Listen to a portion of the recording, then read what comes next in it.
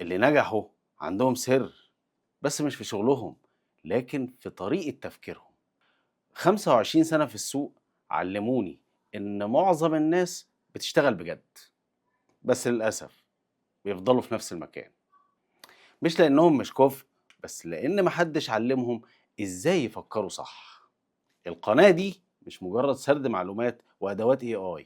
القناة دي هي عن رحلة كل واحد فينا بيمر فيها خلال مسيرته المهنية. الهدف الأساسي وعي، شغل، تأثير، من أول المندوب لحد الأونر. طب وإيه دور ال AI؟ ال AI بقى جزء من شغلنا ومش رفاهية، لأ، ده بقى زيه زي القلم والورقة والموبايل واللابتوب. لو ينفع نشتغل من غيرهم يبقى هينفع نشتغل من غير ال AI.